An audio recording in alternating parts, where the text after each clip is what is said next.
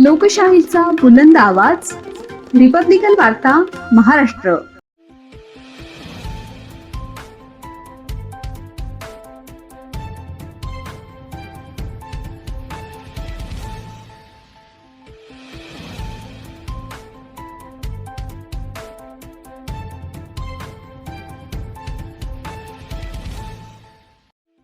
स्वातंत्र्यदिनी शेतकऱ्याचा आत्मदहनाचा प्रयत्न, पांदण रस्ता खुला करण्यासाठी 7 वर्षांचा संघर्ष. 80व्या स्वातंत्र्यदिनी सुद्धा शेतकरी भोगत आहेत रस्त्यासाठी गुलामीची यातना. बातमी पुसद बेलोरा येथून. स्वातंत्र्य दिनाच्या दिवशीच पांदण रस्ता खुला करण्याच्या मागणीसाठी बेलोरा येथील एका शेतकऱ्याने आत्मदहनाचा प्रयत्न केल्याने तहसील कार्यालय परिसरात एकच खळबळ उडाली. गेल्या 7 वर्षांपासून पांदण रस्ता खुला करण्यासाठी प्रशासनाकडे पाठपुरावा करूनही न्याय मिळत नसल्याने शेतकऱ्याने हे टोकाचे पाऊल उचलण्याचा प्रयत्न केल्याचे सांगण्यात आले. संबंधित शेतकऱ्याने पांदण रस्ता खुला करण्यासाठी उपविभागीय अधिकाऱ्यांकडे प्रस्ताव सादर केला होता. या प्रकरणात शेतकऱ्याच्या बाजूने निर्णय झाल्याचा दावा करण्यात आला असून न्यायालयीन आदेशही त्यांच्या बाजूने असल्याचे शेतकऱ्यांचे म्हणणे आहे. मात्र संबंधित काही शेतकरी रस्ता खुला करून देत नसल्याने तसेच प्रशासनाकडून ठोस कारवाई होत नसल्याचा आरोप करण्यात आला आहे. स्वातंत्र्याच्या दिवशी देशाला स्वातंत्र्य मिळाले असले तरी शेतमजूर व शेतकऱ्यांना त्यांच्या शेतात जाण्यासाठी रस्त्याचा हक्क मिळत नाही, अशी संतप्त प्रतिक्रिया आंदोलनकर्त्यांनी व्यक्त केली. न्याय मिळवण्यासाठी संविधानिक मार्गाने सातत्याने पाठपुरावा करूनही प्रश्न सुटत नसल्याने अखेर कठोर निर्णय घेण्याची वेळ आली आहे, असा आरोपही करण्यात आला. या प्रकरणात यापूर्वी शेतकऱ्यांच्या सासऱ्यांनीही आत्मदहनाचा प्रयत्न केल्याचे सांगण्यात आले. प्रशासनातील संबंधित अधिकारी तसेच गावातील पोलीस पाटील यांच्या भूमिकेबाबतही शेतकऱ्यांनी प्रश्न उपस्थित केले आहेत. दरम्यान आत्मदहनाचा प्रयत्न करणाऱ्या शेतकऱ्याला शहर पोलिसांनी तात्काळ ताब्यात घेतल्याने पुढील अनर्थ टळला. या घटनेमुळे परिसरात काही काळ तणावाचे वातावरण निर्माण झाले होते. पांदण रस्त्याचा प्रश्न तातडीने मार्गी लावून शेतकऱ्यांना न्याय द्यावा अशी मागणी होत आहे.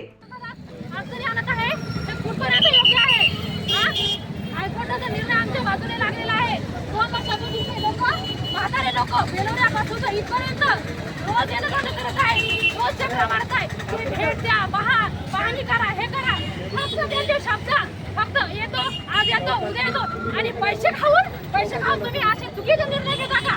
फक्त ते झाडाच्या बस लावलेला आहे चंदनाचे झाडं, त्याच्यासाठी या लोकांना जीव घेणार का तुम्ही? शेतकऱ्यांचा आज कितीतरी लोक शेतीपासून वंचित आहेत आणि एवढ्या पाण्यापर्यंत तिथं त्यांना शेतामध्ये आणि ह्या क्षुल्लक लोकांसाठी तुम्ही असं लोक मरायला जीवावर आमचे आखीर झालेले आहेत का? आमचे लोक गावाकडून आलेले आहेत, गाडी त्यांनी दत्तक घेतली. कालपासून एक माणूस आमचे कायम आहे. त्यांच्या जीवाला जर काही कमी जास्त झालं तर काय करायचं? आम्ही पण कर्तव्याची तयारी करतो, अभ्यास करतो, पण त्याच्यामध्ये आम्हाला हे नाही शिकवत की गरिबांसोबत कसं वागायचं, शेतकऱ्यांसोबत कसं वागायचं. क्वालिटी वगैरे हे विषय शिकतात तर लोक हे त्यांना तेव्हा माहिती नसतं का की त्याच्यामध्ये काय शिकवलं जाते. आपल्यामध्ये स्वातंत्र्य दिन साजरा करताना तुम्ही बेलोऱ्याचे आहेत आम्ही. Please ma'am, you know that what I am saying. I know that you are from government and I also know what is your preparation. I am also an aspirant and also I know how to teach to other and how to grow our government, you know. So you can please respect one aspirant at least, okay?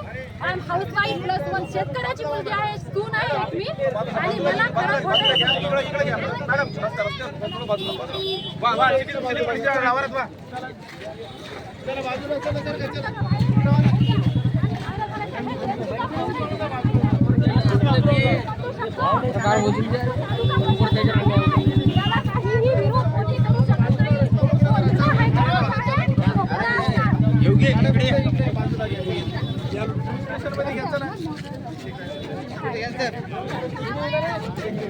अरे क्या हो रहा है इधर?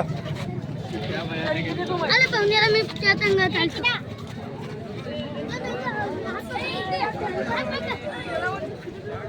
स्वातंत्र्य दिन चिराय हो असा म्हणणं.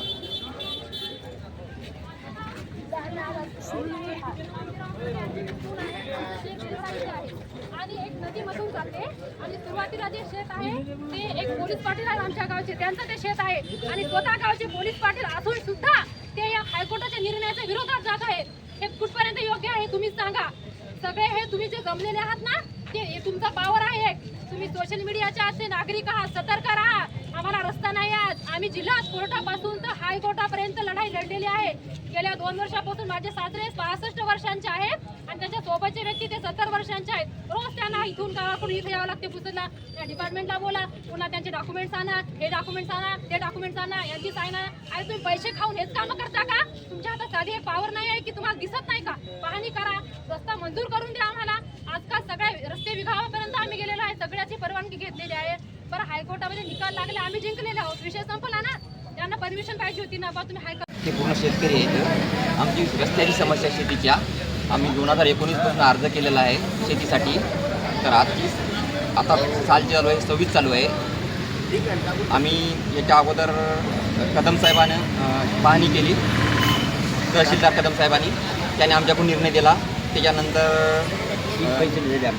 त्याच्यानंतर एस साहेब आले, त्यांनी पण बघितलं, त्यांचा पण निर्णय आमच्या बाजूनच लागला.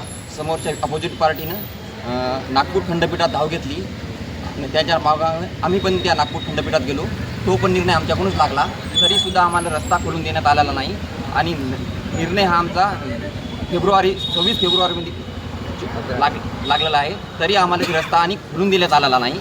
आणि आता आम्हाला खतं, पहिलं ढोरं वासरं यासाठी आज रस्तासुद्धा नाही आहे. तरीची आणि त्यांनी दखल का घेतली नाही आहे हे आमचं म्हणणं आहे. विरोधी पक्ष जे आहे त्यांना काय अडचण आहे या रस्त्याची? पाहणी करा, हे करा, फक्त त्यांचे शब्द फक्त येतो, आज येतो, उद्या येतो आणि पैसे खाऊन तुम्ही असे चुकीचे निर्णय घेता का? फक्त ते 4.5 बस लागेल आहे चंदनाचे भाडं, त्याच्यासाठी या लोकांचा जीव घेणार का तुम्ही? शेतकऱ्यांचा आज कितीतरी लोक जे शेतीपासून वंचित आहेत आणि एवढे पाण्यापर्यंत विकत जावं लागतं त्यांना शेतामध्ये. आणि ह्या क्षुल्लक लोकांसाठी तुम्ही आता हे लोक मरायला जीवावर आमचे अधीर झालेले आहेत का? आमचे लोक गावाकडून आलेले आहेत, गाडी त्यांची जप्त केली. कालपासून एक माणूस आमच्या गायब आहे. त्यांच्या जीवाला जर काही कमी जास्त झालं तर काय करायचं? आम्ही पण स्पर्धेची तयारी करतो, अभ्यास करतो, पण त्याच्यामध्ये आम्हाला हे नाही शिकवत की गरिबांसोबत कसं वागायचं, शेतकऱ्यासोबत कसं वागायचं.